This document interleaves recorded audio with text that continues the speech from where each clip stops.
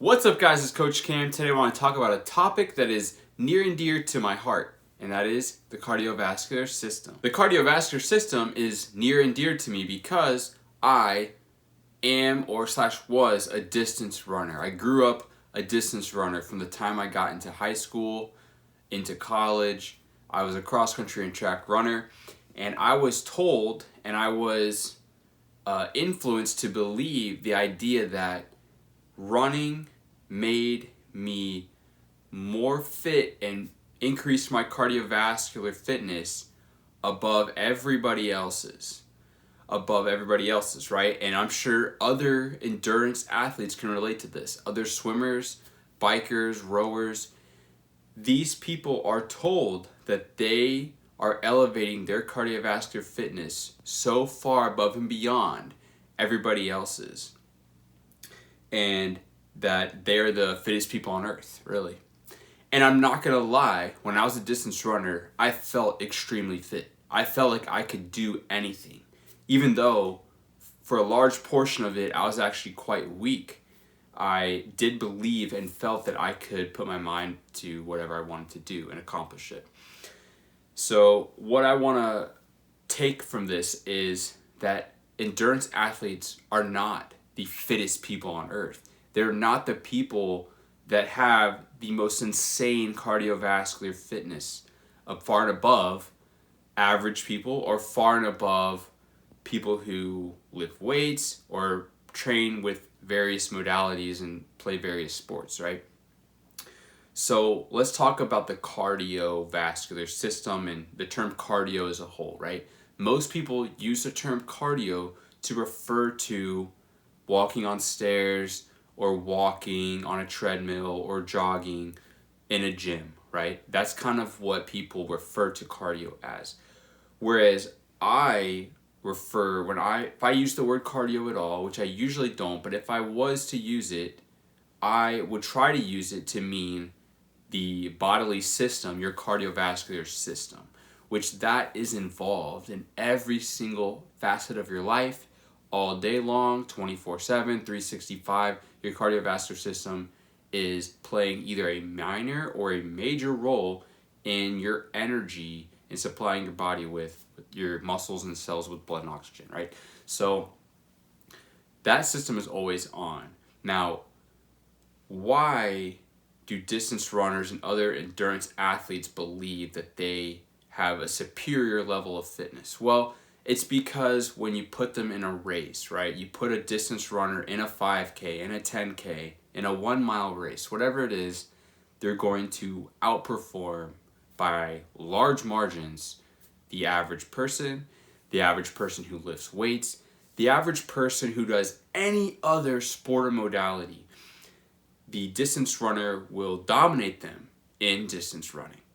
And they believe that distance running is a type of activity that is basic to human nature and that has a direct relationship to your cardiovascular fitness. And that last part there, I was taught that in school. I was taught that your ability to run is directly tied to your cardiovascular system and your cardiovascular fitness. And while there is a large overlap there, it cannot be tied directly because you cannot remove the skill component of running. You cannot remove the neuromuscular component that's associated with running and people who run a lot, people who have been running for several years. They have more neurological skills or gains that they've made for their body to be able to move in that movement pattern very efficiently, right? So they're going to outperform everybody else at that activity. And this is where it gets tricky because you have researchers and exercise scientists using a VO2 max test to determine somebody's fitness level, their health, how they should train, all this. And that test is flawed. I don't know if anyone's ever told you that before, but I'm going to say it right here and now. That test is flawed in a large way. Why? Because when you put someone on a VO2 max test on a treadmill and you have their air mask hooked up to a tube and it's being measured by a computer, you're measuring the maximum amount of oxygen that their body can utilize during the activity. So usually the tests are done running or cycling. Well, what happens is runners do better on treadmill running tests, and cyclists do better on a cycling test. It really hardly matters if they're very much fit or not. It's really going to come down to have they practiced that exact skill. If they practice that exact skill, they're going to get a better score. And that's a huge bias when it comes to this test, that you cannot remove the neuromuscular component and the neurological efficiency of someone who practices that exact sport or skill.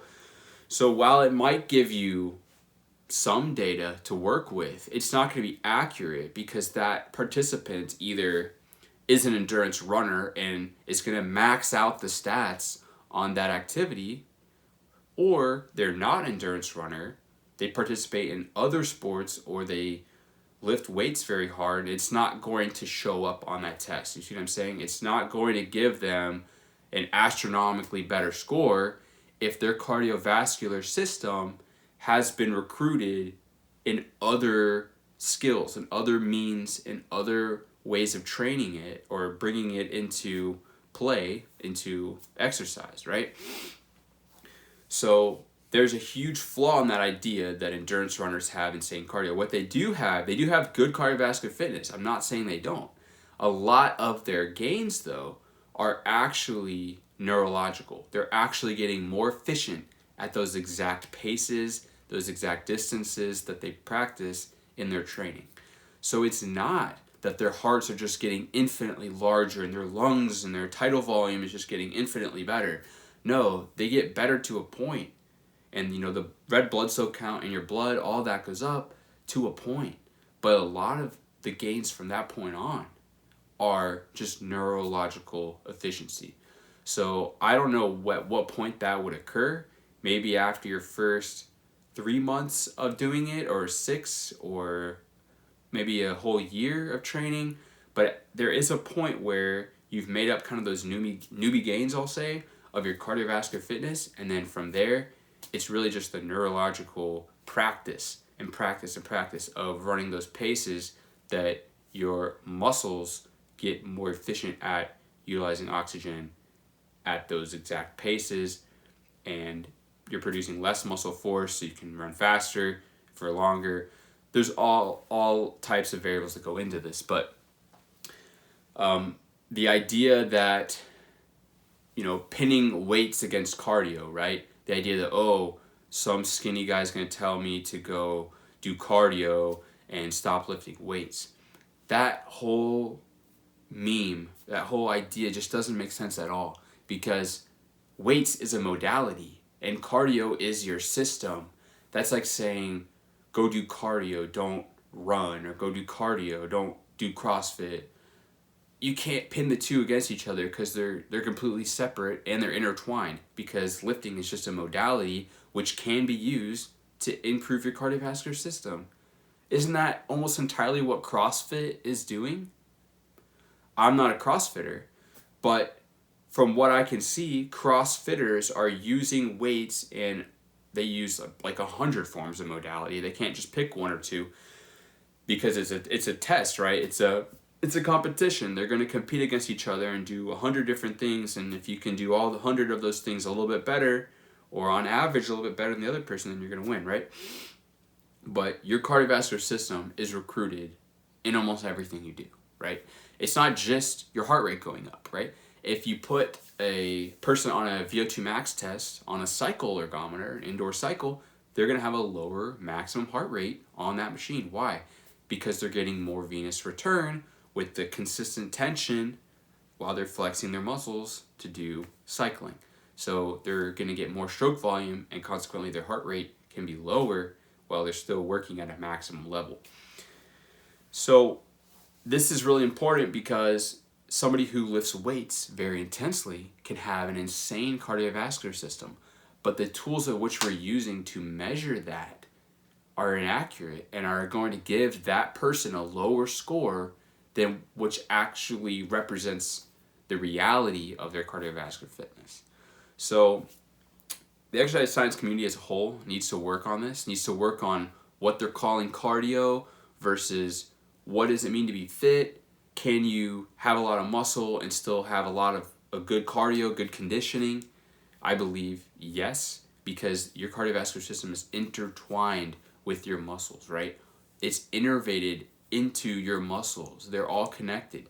And so instead of comparing cardio to weights, what you really should be thinking of on the broad scope of fitness is just intensity. That's all there is.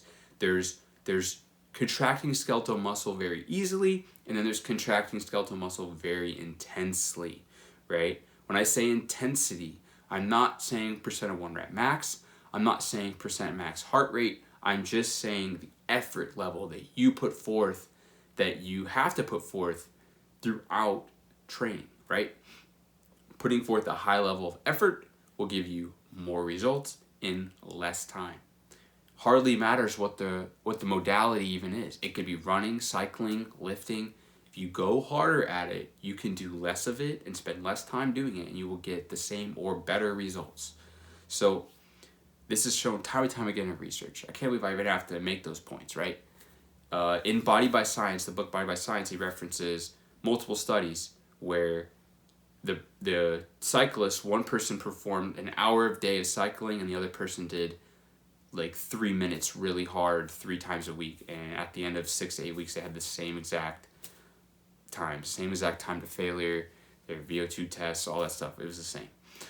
So the point I'm trying to make is, well, I'm trying to make a lot of points, but one of them is, do not pigeonhole yourself and think that endurance, running or biking or any of those things are the epitome of cardiovascular fitness. While they include cardiovascular fitness components, they neglect enough mechanical stress to actually hypertrophy and strengthen your muscles.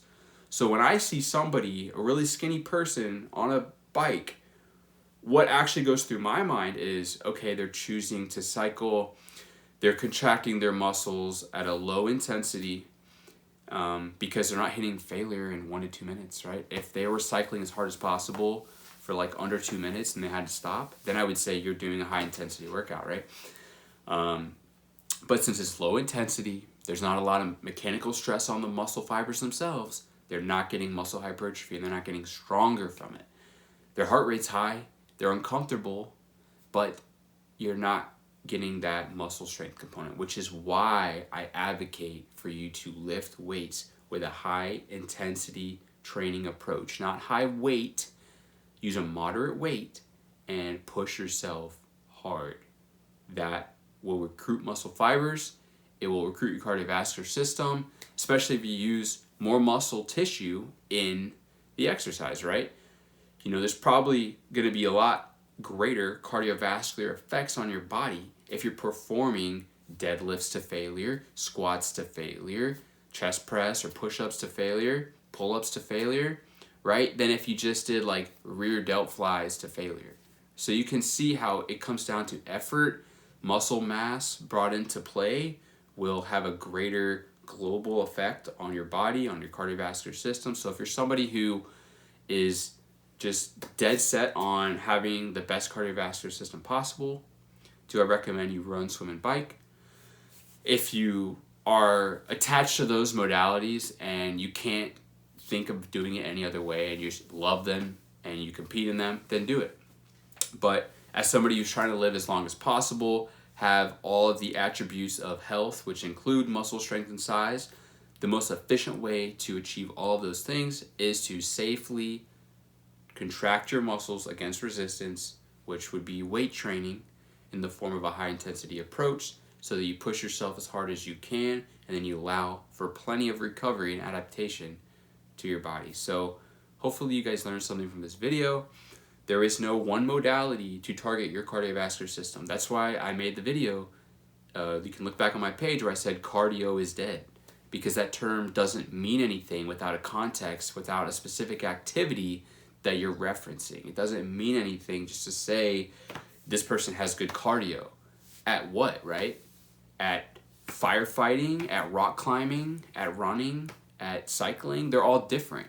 You take a cyclist and have him do a distance running program, he's going to have to start near the beginning, right? If he does a VO2 max test on a treadmill, his numbers are going to be pretty close to average. So there's a neuromuscular component to this. If you want to do a specific activity and compete in that, then you need to do that exact activity and compete in that. But for everybody else, I recommend training in the gym with weights safely and effectively. If you don't know how to do that, please send me a message on Instagram at Coach Cam, and I'd be happy to help you with this, to come up with a plan for you to follow or to take you through a workout, whatever I can do to help you. So hopefully you guys enjoy the video. Like, share, comment, subscribe, and I'll catch you guys in the next one.